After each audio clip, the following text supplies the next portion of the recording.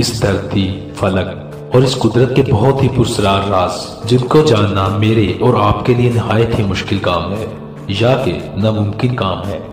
और फिर कुदरत की बनाई हुई कुछ ऐसी मखलूकात जिन्हें हम देख सकते हैं, हम छू सकते हैं, लेकिन कुछ ऐसी मखलूकात भी हैं जिन्हें इंसानी आंख नहीं देख सकती। हम यूं कह सकते हैं कि अगर वो मखलूक हमारे सामने भी हो या हमारे आसपास भी हो तो हमारी आंख उसे नहीं देख सकती और हम इस मखलूक को अपने आसपास महसूस भी नहीं कर सकते। तो इस मखलूक के इतने गहरे और पुरस्कार राज आखिर हम तक कैसे पहुंच पाते हैं? तो आज के वक्त में आसान जवाब इंटरनेट से आज हमें सारी मालूमात बआसानी से मिल जाती है, लेकिन इसके पीछे की कहानी क्या है, कहां से ये मालूमात मिलती है? अगर आज आप ये वीडियो देख रहे हैं तो यकीनन आप जरूर इस पुरस्कार मखलूक की जानकारी से वाकिफ होंगे और मेरे ख्याल से ये पुरस्कार मखलूक की इस दुनिया में दिलचस्पी रखने वाला कोई ही ऐसा इंसान होगा जो लिलित के किरदार से वाकिफ ना होगा। अस्सलाम वालेकुम नाज़रीन मोहतरम, आज के मौजू में हम बात करने वाले हैं लिलिम की, जो कि लिलित की शैतानी औलाद में से है। और मैं यकीन से कह सकता हूँ कि आप शैतानी मखलूक के इस किरदार को या तो जानते ही नहीं होंगे या फिर अगर जानते हैं तो ज्यादातर वाकिफ नहीं होंगे।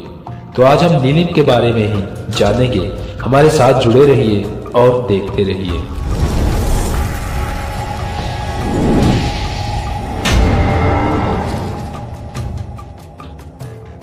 तो चलिए अपने मौजू की तरफ बढ़ते हैं। लिलित, जिसने आदम को ठुकराया और बागे अदन को छोड़कर चली गई और बहुत से शयातीन के साथ मिलकर शैतानी बच्चे पैदा किए, जिसमें हम आमतौर पर डीमन अस्मोदियस और डीमन सैमुएल का जिक्र पाते हैं। यहूदी लोक दास्तानों में लिलित की कबालिस्टिक तालीमात में लिलिम या लिलिन को शैतान की औलाद कहा जाता है। लिलिम का दूसरा गिरोह अपने बहन भाई लिलिथ और अस्मोदियस के बच्चे हैं, लेकिन हमें शिनाख्त करना होगी लिलिम की कि लिलिम के किरदार की कहां से शुरुआत होती है। इसकी जानकारी से पहले हमें थोड़ा सा जायजा लिलित के माजी के बारे में लेना जरूरी है। जब लिलित को आदम के पास भेजा गया तो लिलित ने आदम के ताबिया रहने से इनकार किया था और इसके इनकार की सबसे बड़ी वजह यह थी कि आदम और लिलित को एक ही साथ मिट्टी से बनाया गया था। तो फिर आदम को लिलित पर हुक्मरानी क्यों, जबकि दोनों को एक ही मिट्टी से बनाया गया था? और वो बागे अदन को छोड़कर चली गई और खुदा ने अपने 3 फरिश्तों को लिलित के पास भेजा था कि वो बागे अदन में वापस आए, लेकिन उसने इनकार कर दिया और उसने अपनी ख्वाहिश को जाहिर किया कि वो उन बच्चों को जन्म देगी जो आदम की औलाद से ज्यादा ताकतवर होंगे, क्योंकि उस वक्त में वो शयातीन से ताल्लुक बना चुकी थी। लिहाजा फरिश्तों ने जवाब दिया कि हर रोज उसके बच्चों में से 100 बच्चे कत्ल कर दिए जाएंगे। फिर लिलित ने सैमुएल से ताल्लुक बनाए, सैमुएल जिसे खुदा का जहर कहा जाता है। डीमन सैमुएल के मौजू पर भी हमने वीडियो तरतीब दी है, लिंक आपको डिस्क्रिप्शन में मिल जाएगा, अगर आप देखना चाहें तो देख सकते हैं। लिलित ने डीमन सैमुएल के साथ बहीरा अहमर के किनारे गार में सोहबत की, जिसमें उसने लिलिम को जन्म दिया। तो लिलिम भी एक आत्मा, एक शैतानी रूह बनकर ही सामने आती है, क्योंकि लिलित के बच्चे रोज मार दिए जाते थे। एक नजरिए में यह भी कहा जाता है लिलित और सैमुएल के इस गुनाह की खुदा की तरफ से मजम्मत की गई और एक गड्ढे में इनको फेंक दिया गया। शायद कि यह बहीरा अहमर के किनारे की वही गार हो जहां लिलित और सैमुएल ने गुनाह किया था और शैतानी बच्चों को जन्म दिया था।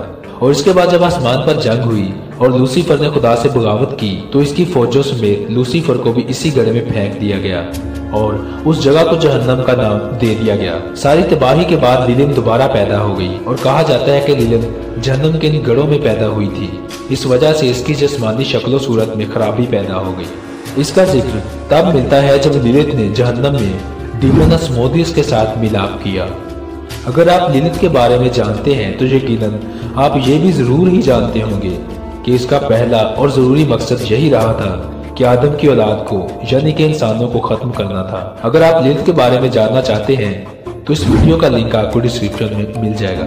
अगर हम लिलित, नामा या जितनी भी जहन्नम की शहजादियों के बारे में जानते हैं तो ज्यादातर लिलित की शाख से ही निकलती हैं, वो इंसान की दुश्मन ही मिलती हैं।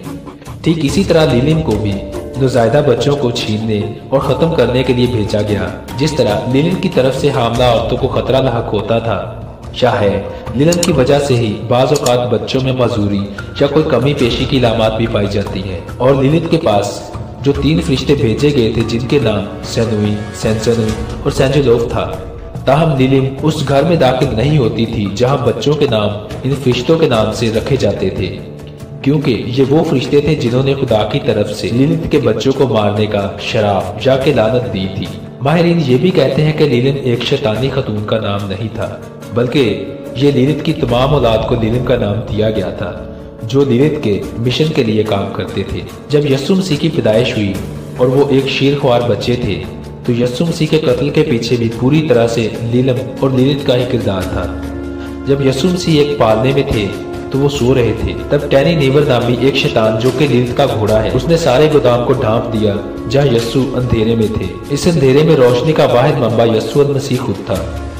टैनी नीवर ने यस्सु की रोशनी को इतना दबाया ताकि इस अंधेरे में लिलिम यस्सु मसीह को लिलित के खाने में खिला सके और उसके टुकड़े टुकड़े कर सकें। ताहम लिलिम को सेनुई, सेंसुनुई और सेंजुलू फरिश्तों ने रोका और उस वक्त शैतान टैनी नीवर ने उनका बहुत मुकाबला किया, लेकिन वो फरिश्तों को शिकस्त ना दे सका। और टैनी नीवर और लिलित की शिकस्त के बाद ज्यादातर लिलिम फरिश्तों के जरिए मारे गए या निकाल दिए गए। लिलिम भी एक खतरनाक शैतान है जो जहन्नम में रहते हैं। इनका तस्वर लिलित ही से आया, हालांकि वो सैमुएल और लिलित के मिलाप से आए, या के दूसरे शयातीन और लिलित के मिलाप से।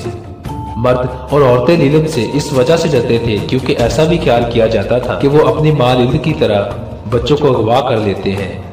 वो हैरत अंगेज तौर पर खूबसूरत हैं और मजबूती से अपनी माँ की तरह मुशाबत रखते हैं।